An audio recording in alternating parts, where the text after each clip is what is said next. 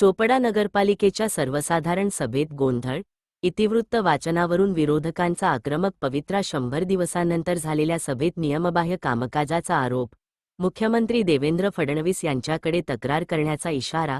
चोपडा नगरपालिकेच्या प्रभारी मुख्याधिकाऱ्यांच्या उपस्थितीत तब्बल 100 दिवसांनंतर आयोजित करण्यात आलेली सर्वसाधारण सभा बुधवारी वादाच्या भोवऱ्यात सापडली.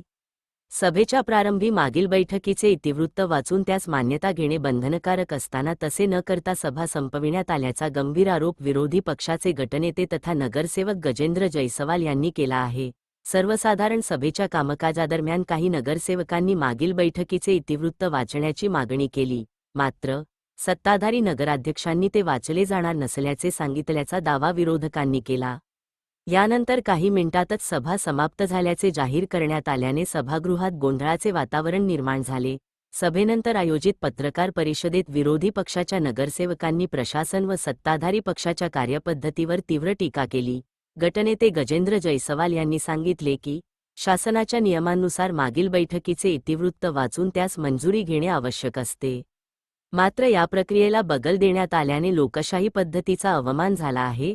नगरसेवक नरेंद्र पाटील यांनी या घटनेला संविधानिक मूल्यांचा आणि लोकशाही व्यवस्थेचा अपमान असल्याचे संबोधले, तर नगरसेविका सौ. संध्या महाजन यांनी सत्ताधाऱ्यांनी काहीतरी मोठा गैरप्रकार लपविण्याच्या उद्देशाने सभा गुंडाळल्याचा आरोप केला. या संपूर्ण प्रकरणाची लेखी तक्रार मुख्यमंत्री देवेंद्र फडणवीस, नगरविकास विभाग तसेच संबंधित वरिष्ठ प्रशासकीय अधिकाऱ्यांकडे करण्यात येणार असल्याचे त्यांनी स्पष्ट केले. ज्येष्ठ नगरसेवक भूपेंद्र गुजराथी यांनी सांगितले की मी गेल्या 35 वर्षांपासून या सभागृहाचा सदस्य आहे, मात्र अशा प्रकारची हुकुमशाही पद्धती प्रथमच पाहायला मिळत आहे. यामुळे अधिकारी वर्गही नगरसेवकांना जुमानत नसून नागरिकांची कामे रखडत आहेत. डॉक्टर रोहन पाटील यांनीही सत्ताधाऱ्यांवर निशाणा साधत जनतेने नगरसेवकांना त्यांच्या समस्या सोडविण्यासाठी निवडून दिले आहे, मात्र जनहिताच्या प्रश्नांकडे दुर्लक्ष होत आहे, अशी टीका केली. दरम्यान या प्रकरणामुळे नगरपालिकेच्या कारभारावर प्रश्नचिन्ह निर्माण झाले असून विरोधी पक्षाने आंदोलनात्मक भूमिका घेण्याचे संकेत दिले आहेत. येत्या काही दिवसांत या वादावर प्रशासन अथवा सत्ताधारी पक्षाकडून काय भूमिका घेतली जाते याकडे शहरवासियांचे लक्ष लागले आहे. पत्रकार परिषदेला गटनेते गजेंद्र जयसवाल, नरेंद्र पाटील, भूपेंद्र गुजराथी, सौ. संध्या महाजन, सौ. पूजा देशमुख, शकिलाबी बागवान, डॉक्टर रोहन पाटील आणि तिलकचंद शहा यांच्यासह विरोधी पक्षाचे सर्व नगरसेवक उपस्थित होते. महाराष्ट्र गौरव न्यूजकरिता मुख्य संपादक विनायक पाटील, चोपडा, जिल्हा जळगाव. 100 दिवसानंतर 3.5 महिने झाले.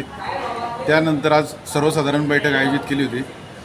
मीटिंग सुरू असताना शासनाने नियम काढलेला आहे, छोटी मीटिंग असो का मोठी मीटिंग असो, कोणत्याही मीटिंगमध्ये मागच्या झालेल्या मीटिंगचा इतिवृत्त वाचून कायम करणे हा विषय असतो.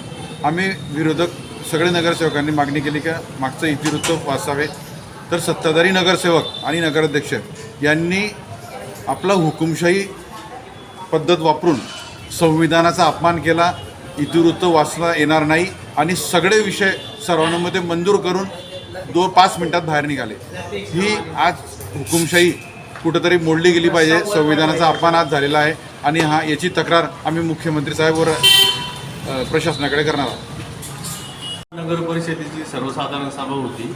सर्वसाधारण सभेचं कामकाज माननीय नगराध्यक्षा आणि सर्व नगरसेवक यांच्या उपस्थितीत सर्वसाधारण सभा झाली आणि या सभेच्या नंतर काही नगरसेवकांनी त्या सभेचं जे रेकॉर्डिंग आहे त्याची मागणी केली होती, तर त्याची प्रत त्यांना उपलब्ध करून देण्याविषयी सभा अधीक्षकांना आदेश दिलेले आहेत आणि त्या सभेचं जे प्रोसिडिंग आहे ते प्रोसिडिंगबाबत त्यांनी मागणी केलेली आहे आणि त्या सभेच्या कामकाजाबाबत त्यांनी काही शंका आणि काही मुद्दे उपस्थित केले होते.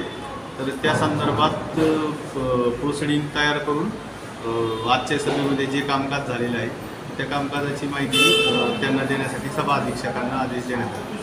सर, जे विरोधकांचे असा आरोप आहे की सभागृहामध्ये मागील जे प्रोसिडिंग आहे त्यांचं वाचन न करताच आणि आताचे जे विषय सगळ्या एकमताने मंजूर करण्यात आले.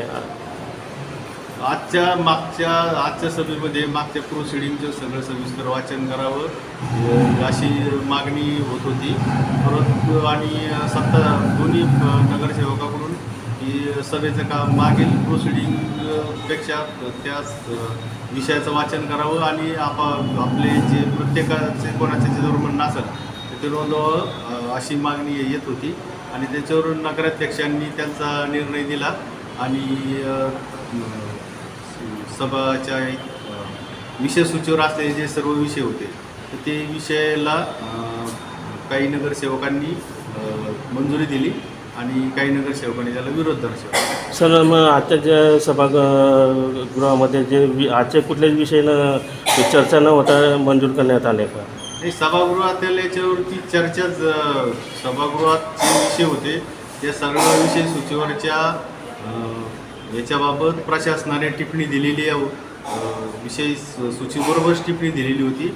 त्याचं वाचन सर्व लोकांनी यापूर्वी केलेलं आहे आणि आज जी सभा झालेली आहे याच्याबाबत जी इतिवृत्त तयार होईल त्याच्यामध्ये त्याचा पूर्ण उल्लेख राहील.